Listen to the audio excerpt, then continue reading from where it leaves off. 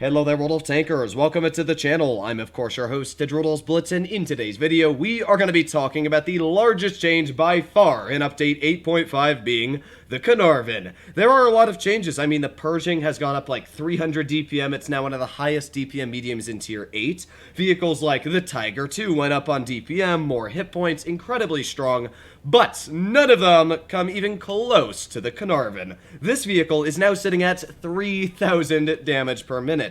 The reload did not actually get better on the tank. The rate of fire is exactly the same. What Wargaming did is the exact same thing they did with the AT-15. They buffed its damage per shot from 190 to 225, making this vehicle not only punch harder, but have just an insane amount of DPM, enough that is way more than any Tier 8 heavy tank, and even more than I think every Tier 9 heavy tank.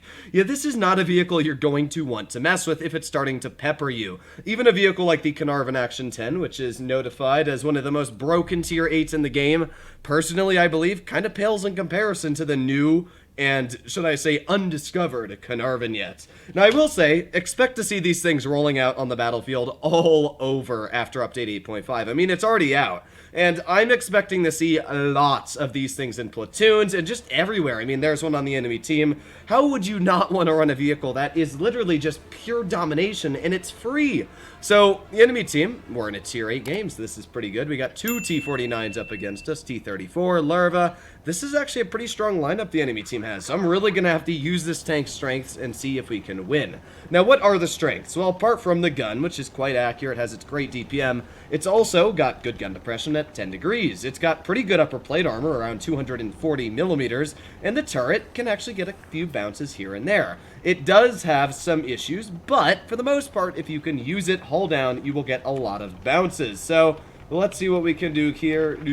Alright, so enemy team, the ones I'm going to have to worry about hull down, at least maybe the Larva, the IS-5, but they don't really have that many big of a threat list. There you go, one nice shot into the Defender Mark 1 already. T-49 missing me. We got a Caernarvon off to this side, and let's see if we can get another shell into this Defender Mark 1. That's already 2 taps into this guy, and I doubt he is enjoying my company. That's 3 taps into his vehicle, and that's already 600 hit points we've already managed to take off. Now, our Action 10 is just bleeding massively for no reason.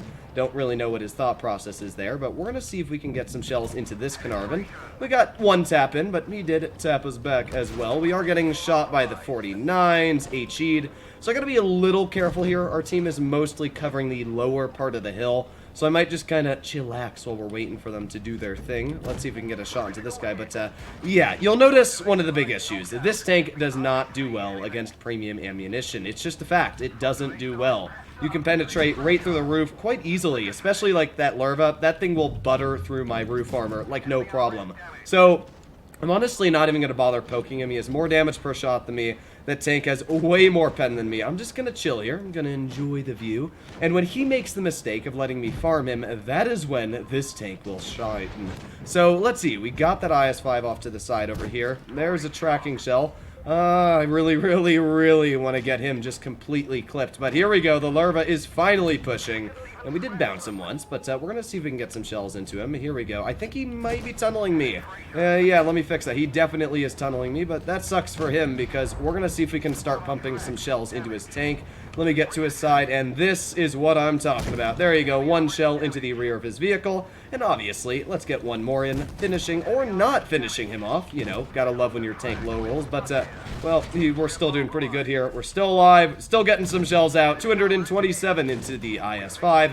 And because we got such a quick reload, well, let's finish him off. 49, no problem. I mean, I guess we did get taken out in the long run, but we still took 600 hit points off of that vehicle. Really seemed like the enemy team just wanted me all dead. Maybe they said YOLO Droodles or something, but hey, I got an extra 600 damage from that T-49, so I'm not going to complain. So as usual, let's load into one more battle, see if we're going to be able to keep that goodness up, or if it's going to fall very short. The issue with this tank, as we saw before, is against Tier 8s that have high pen, it can fall apart quickly. And while this tank, sure, may have 3,000 DPM, if I'm up against any tanks that have more alpha, really all you need to do to counter this vehicle is just out-trade it and back in the cover. If you proceed to stay out in the open, then really all I can say is that's a major skill issue. So what does the enemy team have? They got a 112-2, KV-4, they got a lot of deadly tanks. Now, I'm going to use Speed Boost.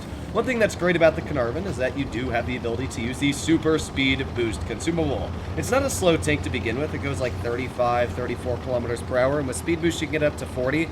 So it's not slow, and speed boost just gives it that little bit of acceleration extra that you might want getting into position.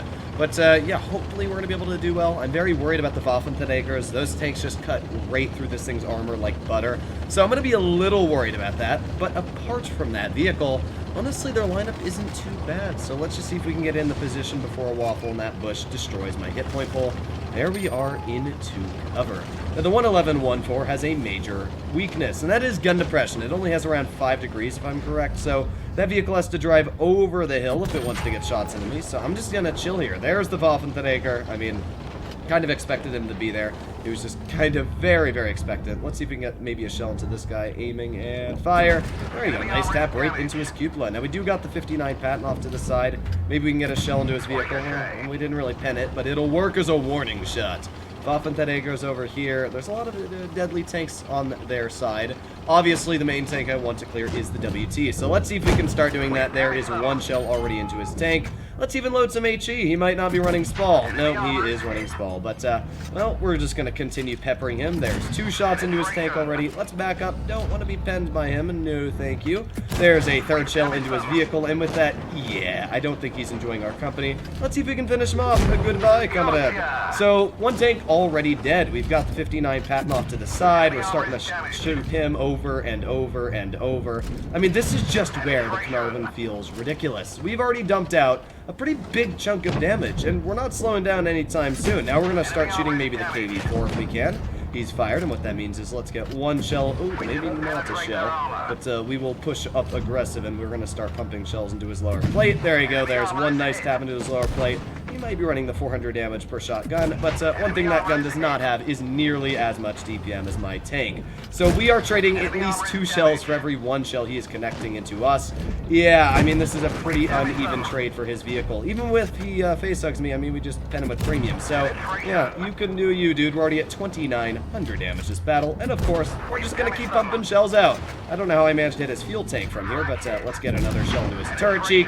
Extra 170 damage there. And now we're going to start shooting at the WZ-111. So let's start pumping shells into the rear of this guy. I mean, we're at 3,500 damage, and it just keeps going up and up and up. All that's left is the AMX 1390, and this will be a smashing victory, should I say.